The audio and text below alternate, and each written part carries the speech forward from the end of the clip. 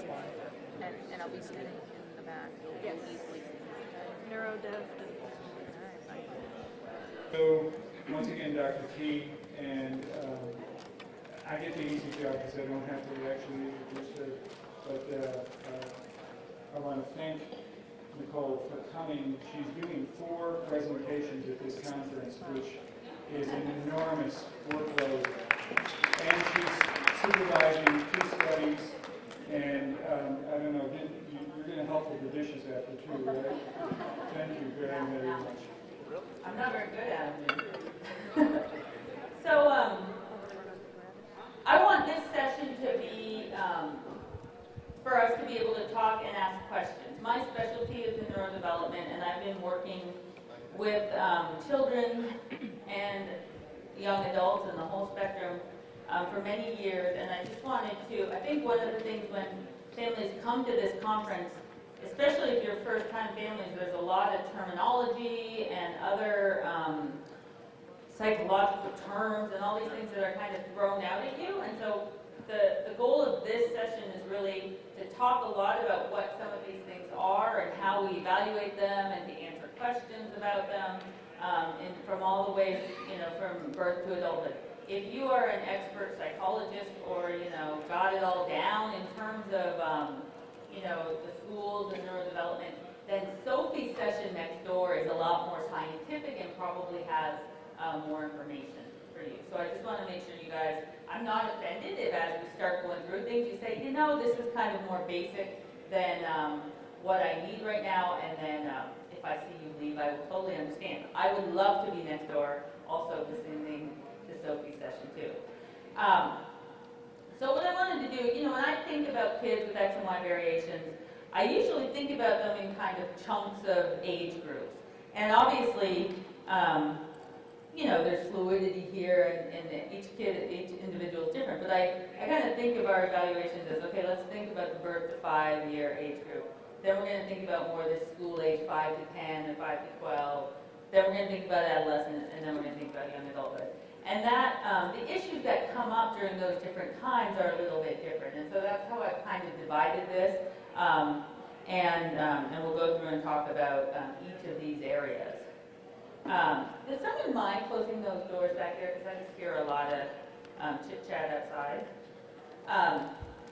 So basically, when we're talking about kids from birth to age 5, we're talking about developmental milestones a lot of times. And many families are usually familiar with, basic milestones of what kids are supposed to be achieving at different times. And so, the first thing before we kind of get into actually talking about some of the specifics is really, I really want to emphasize the variability that there are in X and Y chromosome variations. So we see, and researchers have found, kind of common patterns of strengths and weaknesses across all of the different X and Y variations, but every individual is different.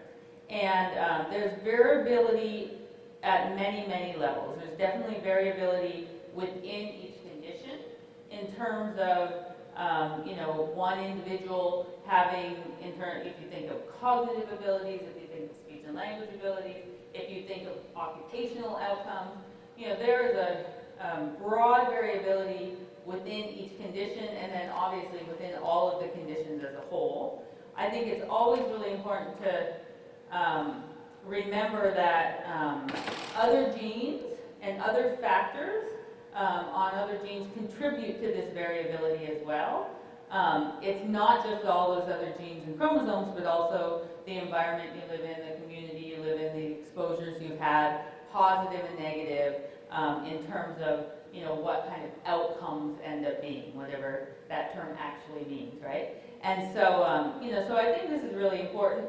We tend at these conferences to talk about the areas of weakness and the areas where people need help. And I think that's really important because that's why a lot of families are here. But, sometimes I feel really negative in terms of when we're always talking about the areas of struggle, because we also celebrate so many awesome strengths and accomplishments and unique skills and talents of many of the children and adults that we follow in clinic.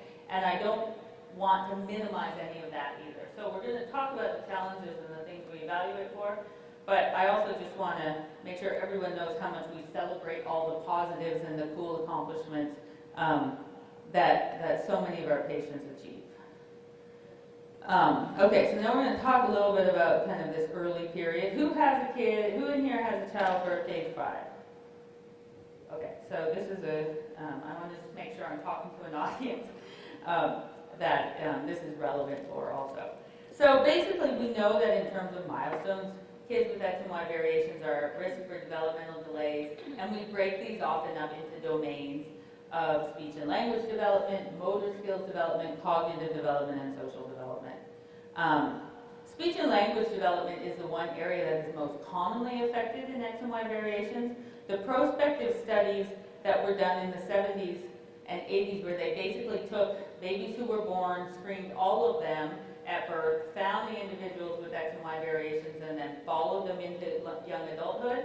These studies identified that in the trisomy conditions, which are XXX, XXY, and XYY, it was 60 to 75% had speech and language delays. And then in XXYY, it's about 90%. Anytime you're adding extra X and Y chromosomes beyond 2, you're leading to increased risks of developmental delays. And so the typical milestones that we, commonly talk about are babbling at 6 to 9 months, saying mama and dada at 9 to 10 months, saying a couple other single words by 12 months, by 2 years putting 2 words together and having at least 50 or more words, and then by 3 years of age, usually speaking in mostly short sentences. In typical kids, there's obviously variability around these milestones, and so, obviously we would expect that in the X and Y variations as well. When we actually talk about language and language evaluations, we break it down into different areas. So expressive language versus receptive language. Expressive language is that verbal expression of language, your vocabulary, your grammar use, versus receptive language, which is your understanding of language. The common profile in the X and Y variations is that receptive language skills are stronger than expressive language skills. And so in young kids especially, we'll see that they really seem to understand and follow instruction a lot more quickly than they will produce verbal language or expressive language. And that's really a common pattern that we see in X and Y variations. Pragmatic language is more the social use of language, and in young kids, this isn't so well developed, but as kids get older, into the school age years, then it becomes more and more important because we start inferencing and reading between the lines and using slang and having kind of back and forth chit chat. And that social use of language is obviously really important in social relationships and communication. I always like to differentiate language from communication, even though obviously there's huge overlap. Communication itself is not just the language itself, but it's also all these other nonverbal strategies and techniques we use to communicate. So it's signs and gestures and eye contact and using, emphasis and intonation on different parts of sentences and words. And that is also really important. And sometimes even with standard language abilities, you can have difficulties with some of these nonverbal communication aspects in the X and Y variations. And so these are things that when we have kids see a speech and language pathologist or have a speech and language evaluation, we want to really think about these different areas. Then the other important thing is to differentiate it from speech itself. So speech itself is the production of sounds and words. Articulation or the intelligibility of speech is different than language. You can have great language but not be able to understand it. Or you can have the other way around, great speech but very little language ability. So you can understand most of what they say, but the language or the content of the language isn't there. This is really important in the X and Y variations because one disorder of speech production is something called apraxia or dyspraxia of speech. And that is a pattern that's really important to evaluate in young kids to know whether or not this condition is there. So praxis is considered motor planning, and apraxia or dyspraxia of speech is difficulty with the motor planning of the muscles of the mouth and tongue and lips to actually produce sounds so that they're intelligible.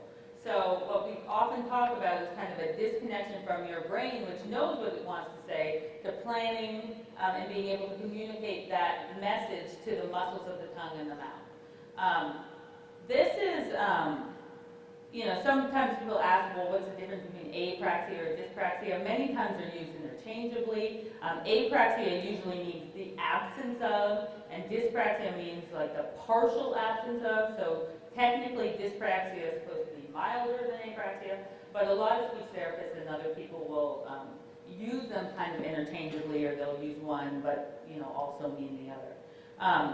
So this is really important in young kids, because if a young kid isn't talking very well and they have delays in their speech and language production, it's really important to know if they're not, if their language difficulties are related to not having the vocabulary and the expressive abilities versus having more of a motor planning difficulty with speech production, or if it's both of them together.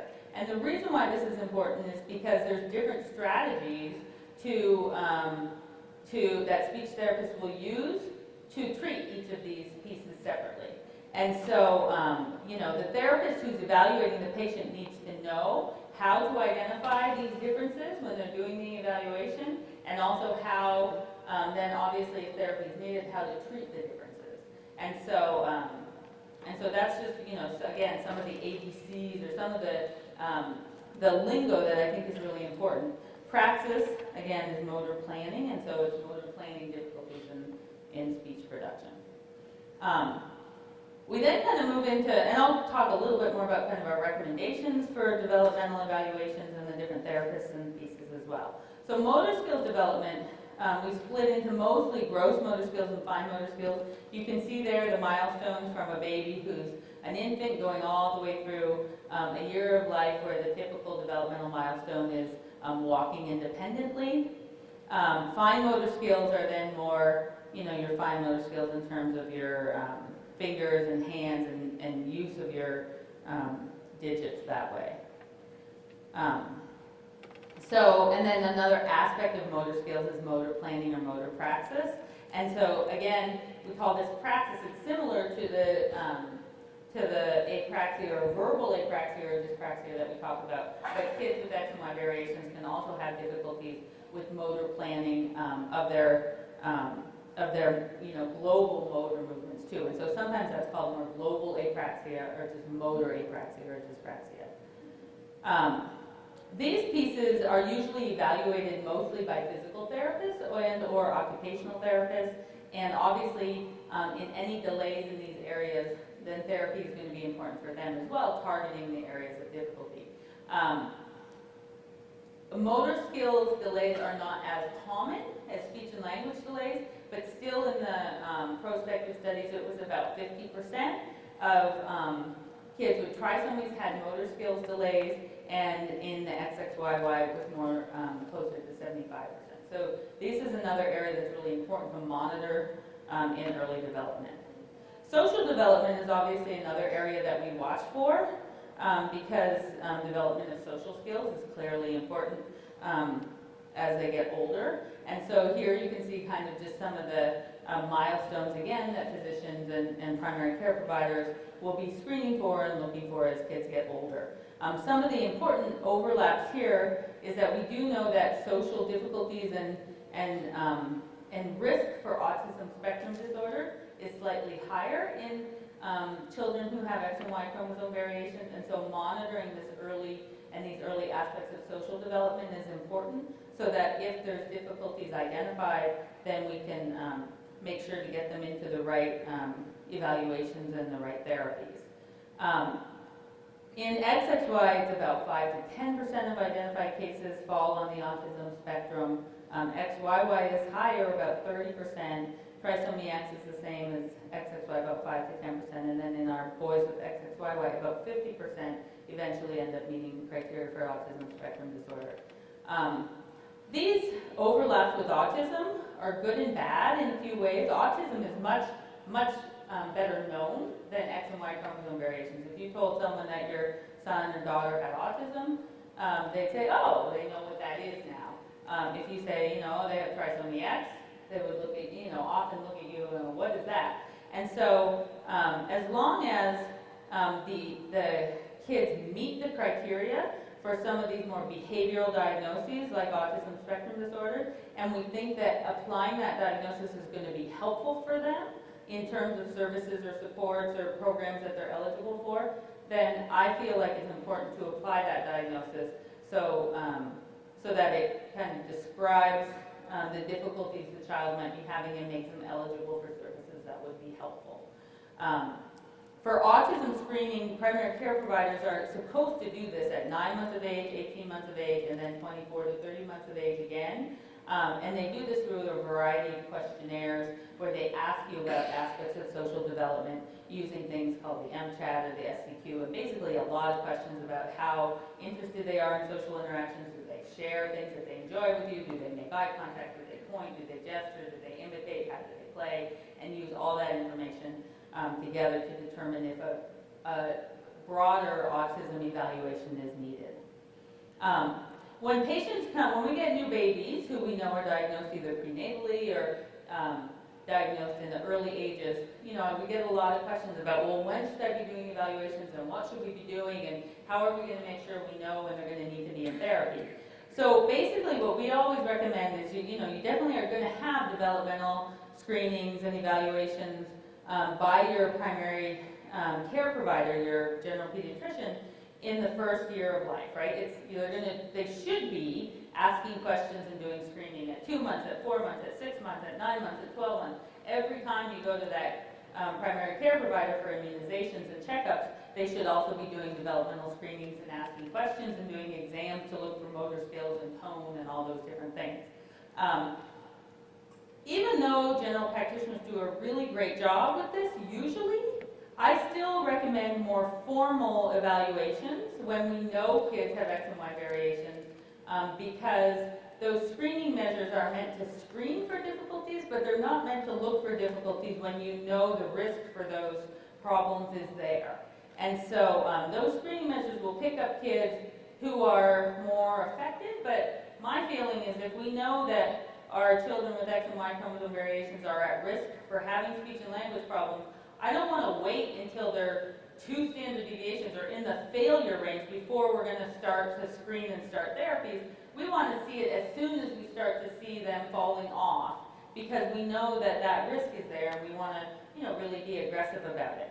So what we would do in Colorado is have families come at this schedule if they can, to come at least once between 9 to 12 months of age, and then again at kind of 16 to 20 months of age, and then again between 2 and 2.5 years, and then between 3 and 4 years. Now, not all families can have formal developmental evaluations at this time. These evaluations don't have to be done, obviously, at the developmental, at our Extraordinary Kids Clinic in Denver. There's lots of people who do developmental evaluations in the communities that you live in through referrals to other developmental pediatricians, to early intervention programs, to other therapists and early intervention, early childhood therapists in the area. So, but this is, kind of the schedule of when we would do more formal assessment.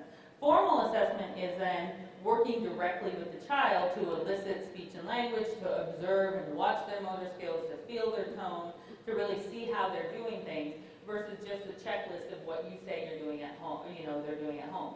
We believe parents when they say they're doing something at home, but that formal evaluation really gives us a little bit more opportunity to see how they're doing and make sure that everything is on track. If someone was doing super well and at 12 months of age there was absolutely no developmental concern, then a full evaluation at that time would be necessary, but it definitely is necessary absolutely every child between 2 to 3 years of age because there's such a risk for speech and language delays, and there really should be good established speech and language skills by that time. And so I really feel like a good evaluation during that time that's comprehensive is really important. If there's delays or concerns identified, then obviously we would refer for therapy. And then if there's concerns about social development, then we would refer for more formal evaluation for autism spectrum disorders. So people ask who does these formal evaluations. We talked about this just a little bit. All communities have have a 0 to 3 early intervention program.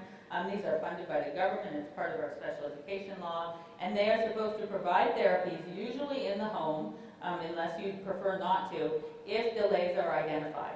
In some states and many states, there's also, they qualify if they're at risk for developmental delays. And in the state of Colorado, all of the X and Y chromosome variations qualify patients for early intervention services. But this is dependent state to state on what that list of at-risk conditions are. Developmental pediatricians, child psychologists, private or hospital-based clinics provide speech, OT, or physical therapists. So basically, you know, if you don't, if you haven't, or if you're running into this, basically you want to talk to your primary care provider about options and referrals in your community for these types of evaluations. You know, just talking about the different types of therapists, it's pretty clear. Speech-language therapists provide speech and language therapy. Physical therapists will provide therapy towards gross motor skills and motor coordination types of issues. A lot of people ask, well, what is an occupational therapist and what do they do? Occupational therapists are awesome. If you ask families who have kids with disabilities who the most important person was in their child's life or education, this is actually a study that was done, it was not doctors, it was not teachers, it was their OTs. Because OTs are usually very creative, wonderful people who look at each individual child and figure out how to help them perform the occupations they're supposed to be doing. And occupations in childhood are learning and growing and playing and getting dressed and, you know, daily living skills and all of those things. So they really look at the whole kid to try and, you know, make sure that they're able to achieve those occupations. Many times they'll work on fine motor skills and self-care skills. A lot of times they'll also work on what we call sensory processing or self-regulation as well. Yeah. Did anyone have questions about it? Well, there you go. OTs are awesome. I love OTs, and they're always really fun at parties too. My husband won't go to doctor parties, but he'll go to OT parties. And so, you know, and then behavior therapists. There's many other types of therapists as well. So basically, that's kind of some of the gist of what we do and what we refer for in the early stages. When we get to the 6 to 12 year age group, you know, that's when usually kids are usually starting kindergarten at 5 to 6 years of age. And then, you know, they're in that school age time period between 6 to 12 years of age. What comes up during this time often is more questions about what their cognitive abilities are, or whether or not they're going to develop learning disabilities or other things. So I think it's always important for families to have an idea of what we mean when we talk about cognitive skills or IQ versus what a learning disability is. Because a lot of times I think people feel like there obviously is overlap, but they're not the same thing.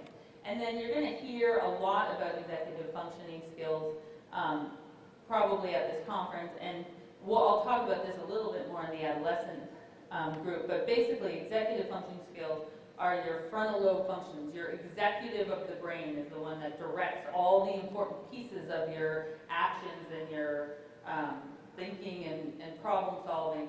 And so those frontal lobe functions are your executive functioning skills, and we'll talk a little bit more about what those are. But those only start to emerge and become measurable in those early school age years. So we don't really talk about executive functioning in a 4-year-old because they don't really have all of those online. And we know this matches our neurodevelopmental profile, the myelination of our brain and the development of our brain. The last thing to fully mature in our brain is our frontal lobe. And that is, you know, our executive functioning skills are our higher order kind of coordination and processing of all the different aspects of cognition. So basically, when people do cognitive testing or IQ testing, they're looking at, sometimes the psychologists I work with talk about kind of the general horsepower of the brain, or how strong those problem-solving areas are. We divide it into different areas. One of them is called verbal IQ, or the more verbal and vocabulary, language areas of cognition.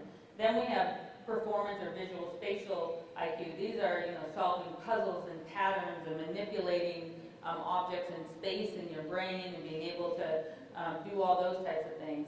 And then we also, you know, verbal and performance big part of our, what we consider kind of our overall cognitive abilities, but there's also other factors that influence how we function and use those abilities, one of which is the speed at which our brain works, and the other one is working memory, which is the ability of our brain to keep information and hold on to information in the short term so we can manipulate it and use it. And all of these come together to make what's called your full-scale IQ score. I can't do an IQ test. I can do early developmental tests, but IQ tests have to be done by a licensed psychologist. And so these are people who are school psychologists through the school or other private psychologists who are licensed. The common pattern that we see in the X and Y variations is that verbal IQ is less than visual spatial IQ. So we have many of our kids have nice strengths in verbal or in visual spatial skills, and math is usually when I ask, well, what's your favorite part about school? Math. They like math. They like the numbers. They like building with Legos. They remember where they are in space. They're really great at directions. All of those types of things. Where verbal skills, self-expression, writing, written expression is usually areas of weakness. And that's a pattern that we see in all of the X and Y variations. Not in every individual. There are some people where this is reversed. There are some people where it's more equal. And so, you know, if your child doesn't fit into this pattern, you know, that's not unusual. But in general, when we take the average of all the kids, this is usually the pattern that we see. When we do cognitive testing, for those of you who have been in meetings and people present all these scores to you, sometimes it's overwhelming and sometimes people have never really explained what those scores mean. So in general, when they develop an IQ test, they give this test to thousands of people of all different ages, and then they figure out what's average for the population.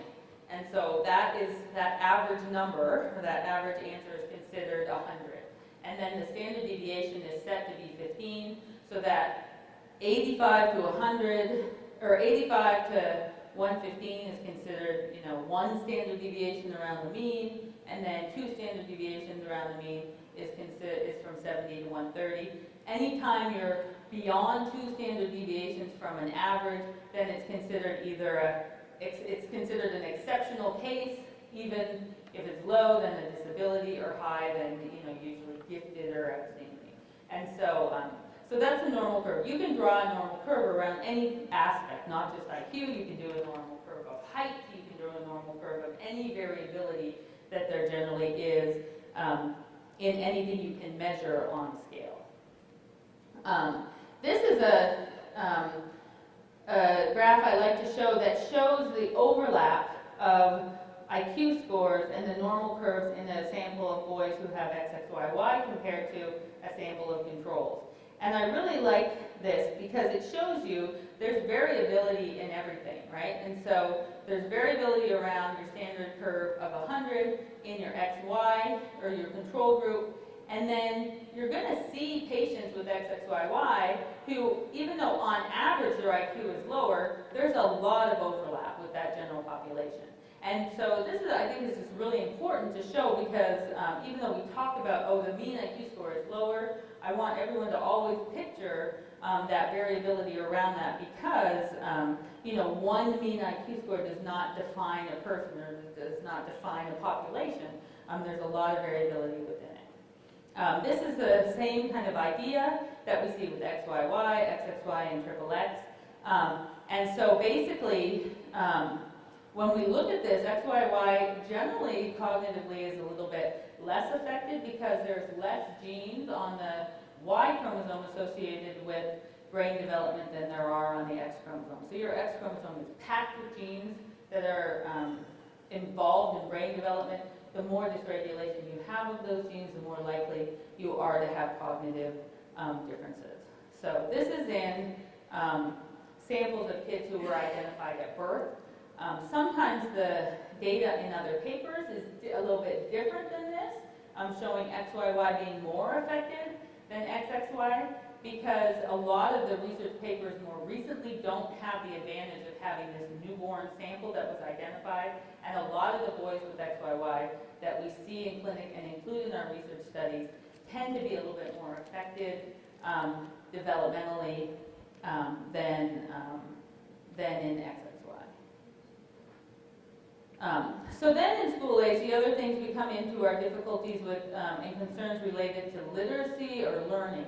And so the difference between kind of a learning disability and a cognitive disability, prior, about a decade or so ago, it was defined a lot more simply than if you have a learning disability, if your learning is discrepant from what your IQ score is.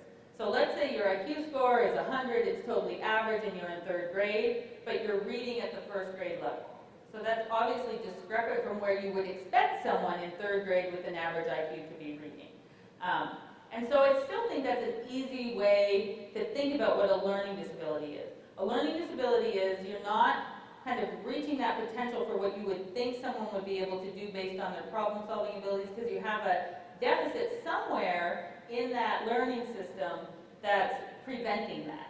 And the most common place we see that in the X and Y variations is in reading.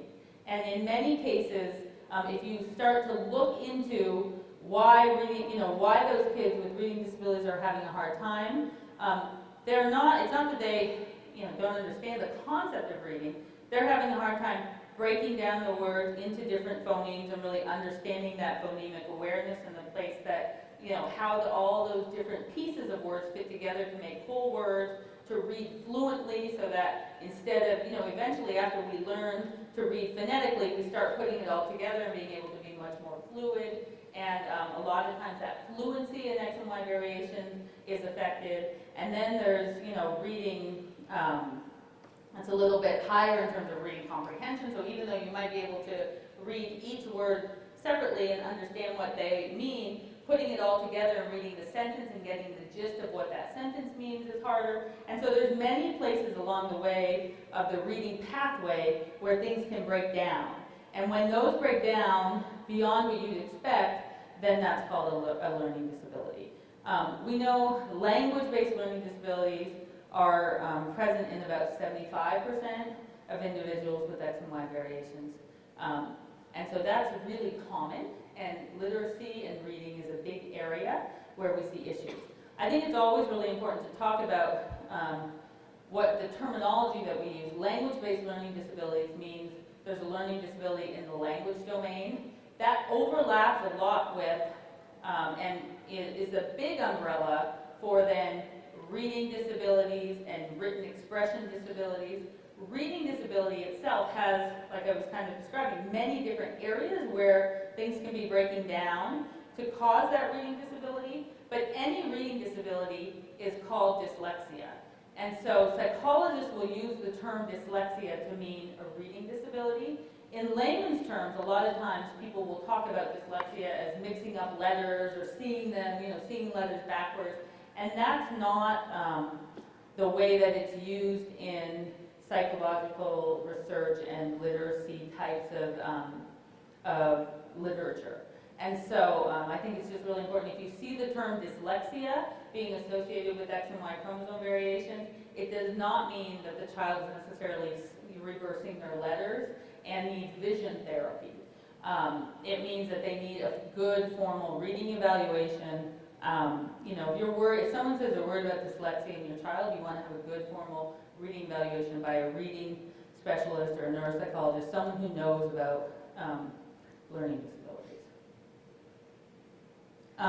If there are concerns about learning and you haven't had them until school age, well then the first place to start is always with the school team to see how much evaluation they'll do at school. I also usually recommend, unless the school is really good and you're seeing lots of nice progress with the interventions or the supports that they're providing, that everyone have a private evaluation as well to really clarify what the diagnoses are and to explore other areas that might be associated in X and Y variations. So we know there's a lot of difficulties that can impact learning. And just because someone is having a hard time learning in school, it does not mean necessarily that they even have a learning disability. They could have an attentional difficulty. They could have just problems more with executive functioning. They could have more of a language impairment that's not really a learning impairment.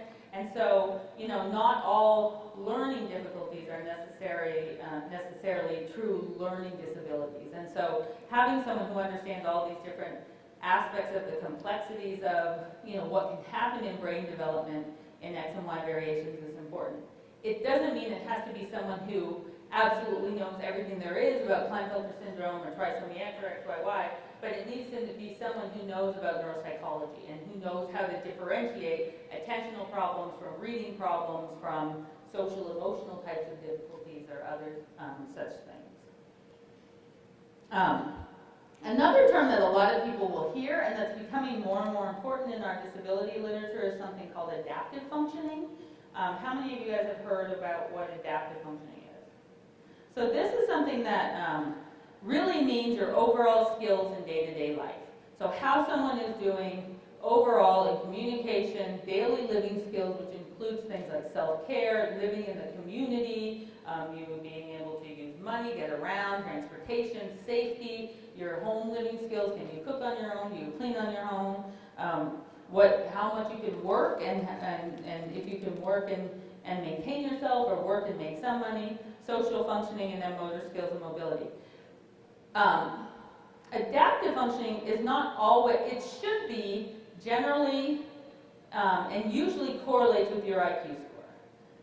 I know many people who have really super high IQs, but haven't really figured out how to do anything in the world. And then we have the opposite, right? Those people who are like, they didn't do that well in school, but look, they've kind of got it all figured out and they've got their life figured out. So sometimes there's these discrepancies in adaptive functioning from IQ, but in general, the people who, in general, there is a correlation between IQ and adaptive functioning, and they usually fall around the same way. We measure adaptive functioning in the same way as we measure IQ. It's based on a standard score of 100. So you interview, hundreds and thousands of people about adaptive functioning at a certain age. You figure out what the average is for that age group, and then that score becomes 100, and then you set the scores around that. And it's measured by not any kind of direct assessment with the individual, but more by an interview with parents and primary caretakers, and teachers, or other people involved in that individual's life to figure out how they do in day-to-day life. And so, like I said, usually it's very similar to IQ score. This is becoming more and more important in the definition of a disability. Especially in our X and Y chromosome variations, there are many individuals who, in their adaptive functioning, are functioning more in that mild disability range or having difficulties with adaptive functioning, and their IQ score is higher, or at least one of their IQ scores, especially visual spatial skills, might not fall in that disability range. And then there always becomes questions about, well, what program should they be in? Should they be receiving services for disabilities? Should they not? And so there's more and more emphasis being placed on the adaptive functioning skills themselves, because that's how things really are. So maybe that IQ score of 92 in your visual spatial skills doesn't really describe how that patient is doing, but it's definitely higher than would be required for a disability diagnosis, and so then that leads to conflict about whether or not this person should, be classified as a disability and receive services for that. So this becomes really important, more so in when we're at that range where we're defining whether or not someone is having a disability or not, or kind of evaluating their overall functioning.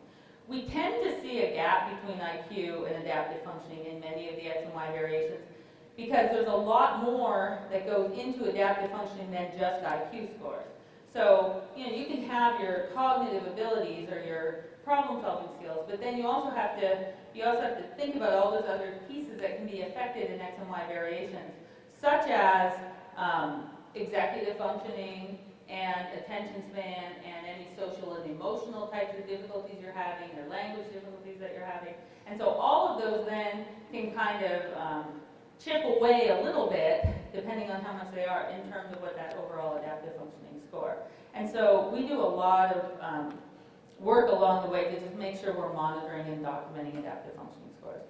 Another really important aspect when we're just talking about adaptive functioning and IQ, and all these different aspects of things that we measure with numbers, is that sometimes we have to remember how those scores are formulated, and all of those scores are always formulated in comparison to typical peers their age. So if we look at trajectories of IQ scores over time, there's some boys and girls who, their IQ score is measured at 110 when they're younger, and then it's 100, and then it's 90, and a lot of people become very worried that, oh my gosh, she's losing IQ points, or she's regressing.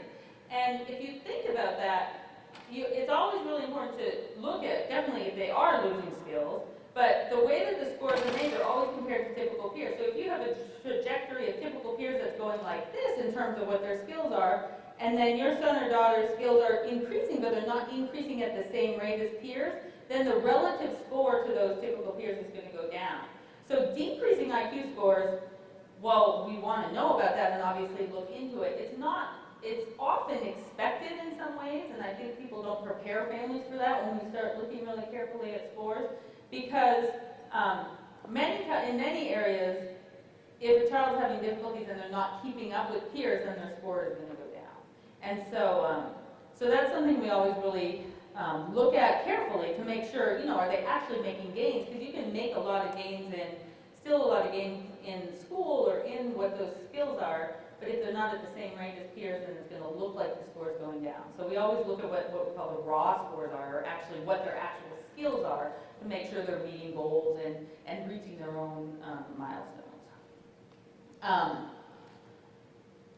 So then, we kind of move into adolescence, and this is where executive functioning comes into play in a big way, and where deficits in executive functioning really start to then contribute to difficulties in school. So executive functioning are areas: planning, organizing, inhibiting impulses, shifting from one strategy to another, or from one idea to another, initiating tasks, developing new strategies, maintaining shifting attention, working memory, or holding on to things you're supposed to be holding on to, and then filtering relevant material from irrelevant material. So this is a lot of stuff that your brain has to do for any task or any assignment or any project that you have to complete. And as some of these demands on executive functioning become increase in kind of the middle school and adolescent age group, we often see a lot of difficulties come up in some of our kids that we see in clinic. So these are kids who, he did his homework, but he forgot to turn it in. Or he had a project that, we had to plan for and figure out, but he didn't, remember to do it until, or we didn't even start on it until 2 days before, and then we couldn't figure out how to get all the pieces together to be able to get it done. He can't keep anything organized. She's having a hard time with, shifting or initiating projects or tasks or things she has to do around the house. So these are all kind of different areas where executive functioning comes into play. And there's a talk, I think, later today on strategies to help improve executive functioning. Other areas of adolescent development where we see difficulty sometimes, and this can be earlier on as well, is in terms of social skills. Again, as kids get older and older, some of these discrepancies from peers can seem more evident. Social skills differences in a 3 or 4-year-old, they're not expected to have as many skills, and so you wouldn't necessarily see those differences as much. But if they're there then in a 15-year-old and they're much more discrepant, then it's going to become more obvious. So some of the things we definitely see are that social and emotional immaturity are more significant in some of our adolescents. They're not just quite up to that emotional maturity level, or interests. Sometimes their play interests are more immature compared to peers. Pragmatic language skills is some of these skills that also are really important in terms of social skills, that kind of back and forth of conversation and understanding underlying meanings and keeping up with the pace of conversation. And then social skills difficulties also lead to vulnerability to bullying and to being taken advantage of, which we worry about and want to make sure we're addressing in the kids that we see. So a lot of the intervention for this can be social skills therapies. We sometimes recommend this in group settings. Obviously, working on social skills with a group of people working on social skills is kind of a more ideal situation. And then sometimes at the schools is where we actually see it be the most effective because they're working on social skills with the kids that they're actually interacting with, as opposed to more in a clinic-based setting where they're trying to teach social skills, but then they're not in the school where they actually implement them in real life. But sometimes individual therapy, practicing with a psychologist or a therapist, doing a lot of role playing and back and forth for what you would say or what you would do in certain situations is good. And parents do a lot of this on their own as well, often in terms of just using either TV shows or just situations in day-to-day life to practice or rewind and restart or think about how different social interactions might be different depending on how the conversation goes or what the actions are. Speech language therapists can also use oftentimes, and we'll work on pragmatic or social language use. And then we really, for our young adults who do, especially those who have social emotional immaturity and difficulties, recommend kind of self-advocacy training where they're taught to really stand up for themselves and know what to do in situations where they're bullied or taken advantage of, and even self-defense training in some situations where, so that gives them some empowerment to feel more comfortable in social settings. And then kind of talking about young adults. And so basically, I think the one really important thing is this 18 to 30-year age group, and even beyond, is that development continues. And it continues in all kids and young adults, but I think there's always this kind of bar set for 18 means they're going to be independent and moving out of the house. And, when that doesn't look like it's going to be happening in adolescence, a lot of times we can have parents and families and the kids in adolescence themselves start to feel discouraged about what that future looks like. Oh my gosh, my brother started driving at 16, I'm already 18, I don't have my driver's license, I'm having a hard time getting a job, and even academic struggles and all those pieces. And so basically what we've really learned over the years is that that period of adolescent development continues into young adulthood, and often really that progress that many typical adolescents will make between that 13 to 18 or 21-year-old time period can sometimes be in that 20 to 30-year-old age range. So those kids who at 18, families say there's no way he's going to be driving, it's too scary, or she's having a hard time maintaining a job or keeping a part-time job. When you look at them again when they're 25 and 26, many of them have achieved those milestones. And so it's a little bit more delayed than we see in a lot of individuals, but it doesn't mean it doesn't happen. And so I always tell families, plan on kind of an extra decade of this, maturity time, but a lot of times many of those skills really do come in, and you see it come in as they get older. They might still need some supports in different areas, depending again on the individual and what their strengths and weaknesses are. But a lot of these pieces, continue into young adulthood. This is supported by the brain development research, where frontal lobe functioning is delayed, and the final development of the frontal lobe is delayed in the X and Y variations compared to typical individuals.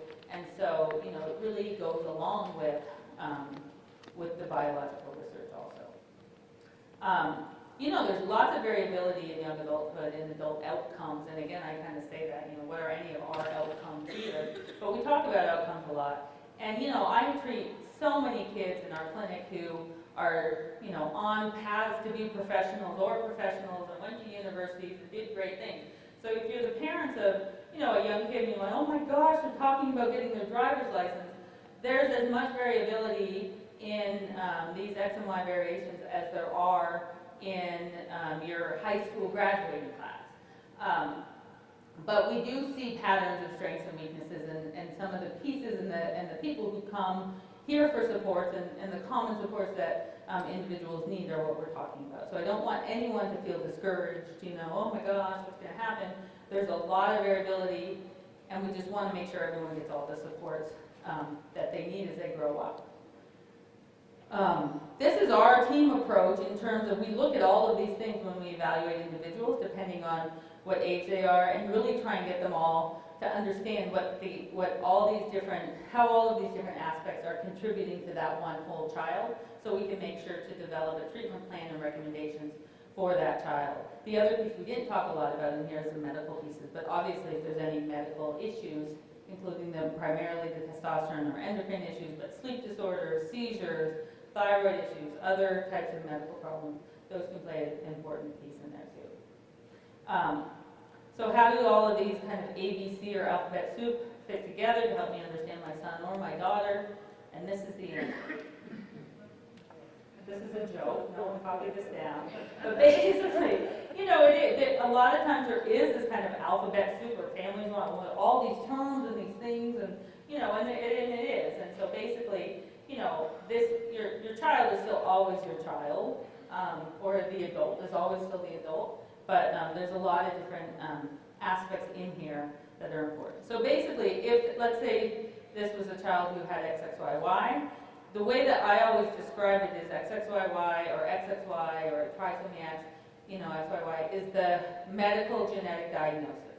Those differences in the X and Y chromosomes led to differences in gene expression and differences in brain development and function.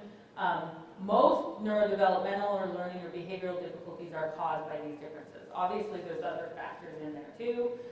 Very few people understand the X and Y variations, so we apply the other behavioral diagnoses, ASD, ADHD, learning disabilities, to help understand what that is and help develop treatment programs and make sure they get the services and supports that they need.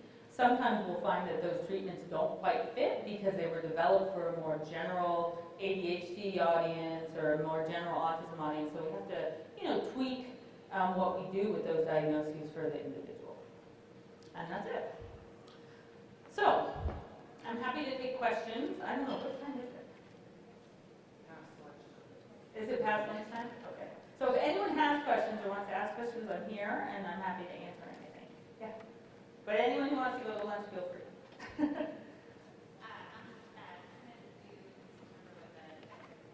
Okay. Congratulations.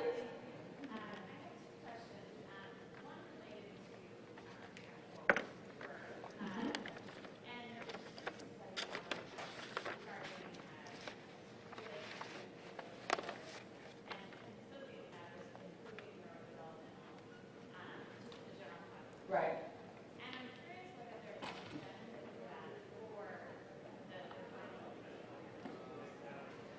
You know, I have to learn a lot more about this. I haven't read the study, and I've heard about it now, I think, from 2 or 3 people who asked me about it.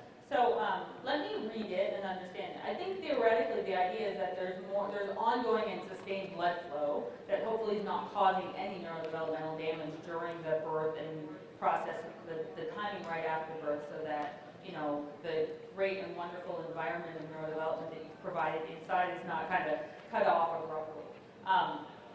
I understand it. I don't know enough about the reasons to really give you an answer or to recommend it.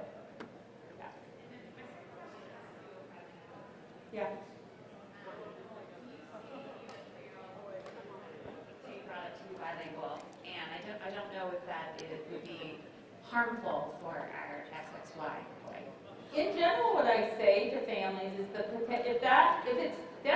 if it's part of your culture and your family that it's a bilingual household, I would never discourage it. I still wouldn't discourage it if it's not part of your family or your culture, unless there's issues. We do know, in general, when anyone who's brought up with 2 languages, sometimes there's some mild delays or switching back and forth of languages early on, but then that all gets straightened out when they're like 4 to 5 years of age.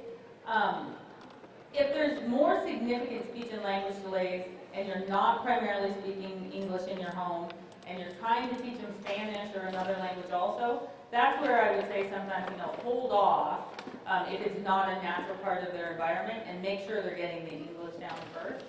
But, you know, in general, we have many, many bilingual families and boys and girls who are very fluent in both languages and do really well. So I wouldn't say don't do it. I just say be careful, because that's the area of vulnerability, especially if it's not an overall part of their, you know, their family culture. Yeah.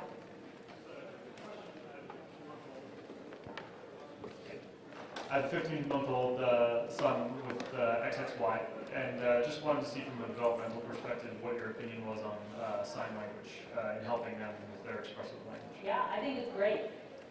Anything you can do, expressive language can be delayed, and there's probably a little bit of an apraxia or dyspraxia piece in everyone with an X and Y variation, at least to some degree. And so I think anything we can do to help them communicate continues to stimulate the development of language and expressive communication in their brain. And so sign language is awesome. Kids will not continue to sign and not talk. Talking is always easier. So anytime, there's no one, if someone tells you, oh, it's going to inhibit their language development, it won't. And it's a good way to help them communicate and especially help with frustration and behavior in terms of, and self-esteem in terms of being able to communicate their wants and needs. And so I think it's very positive, and we often encourage it, for a typical kid to do it. Hi. I just wanted to follow up with your question. We have an XXX 10-year-old boy, and we come from Mexico City. And he was born here in the States, and we just found out about his condition in October. And I think that would have been a question if I would have known before, what should we teach him 2 languages or not. Maybe we should only teach him 1 because he did have, some delays in some areas, but I think that it was helpful for us not to know because we pushed him and now he's bilingual and he's fluent, and I mean, sometimes when I worry about, his future, we have a wonderful therapist and she told us, well, if he would be an adult now, he could teach Spanish and English, so there you go. Yeah. So let's not underestimate them.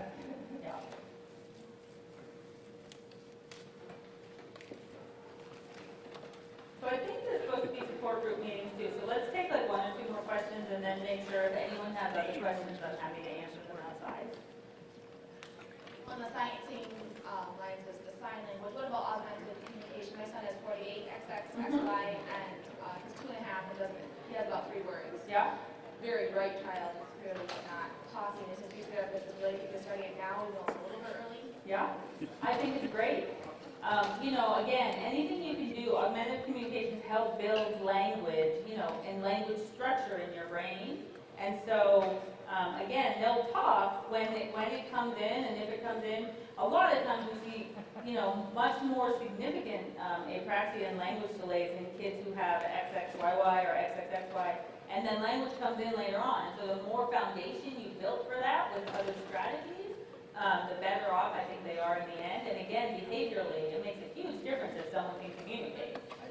And it's going to be, to your advantage if you can help him do that.